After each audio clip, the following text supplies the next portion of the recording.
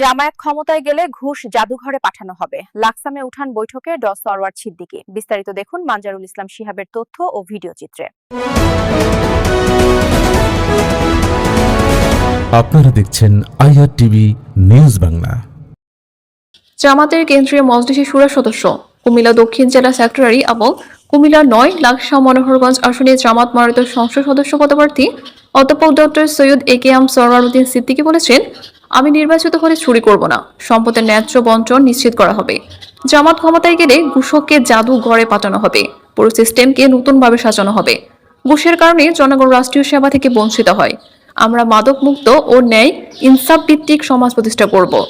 তিনি আরো বলেন, ইসলামী রাষ্ট্রে ভিন্ন ধর্মের মানুষ আমানত, এখানে হিন্দু মুসলিম সহ সকল নাগরিক সমান অধিকার পাবে। ভুল ব্যাখ্যা ও অপপ্রচারের বিষয়ে সতর্ক থাকারও আহ্বান জানান তিনি। মঙ্গলবার 11 নভেম্বর বাদ এশা লাকসাম পৌরসভার 8 নং ওয়ার্ডের পূর্ব লাকসাম এলাকায় আয়োজিত উঠান বৈঠকে প্রধান অতিথির বক্তব্যে তিনি এসব কথা বলেন। সবাই সভাপতিত্ব করেন পূর্ব লাকসাম মৈশানবাড়ি ইউনিট সভাপতি মোহাম্মদ জাকির হোসেন আজম এবং পরিচালনা করেন 8 নং ওয়ার্ড নায়েবে আমির আলম আদম সফিউল্লাহ।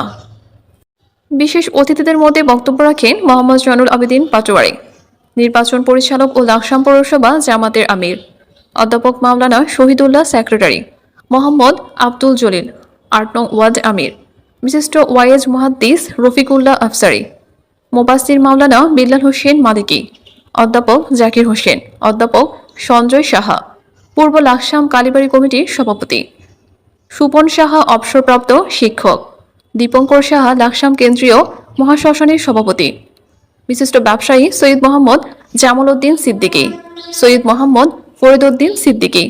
উঠান বৈঠকে সনাতন ধর্মাবলম্বী নেতৃবৃন্দ সহ জামাতের শত শত নেতাকর্মী উপস্থিত ছিলেন।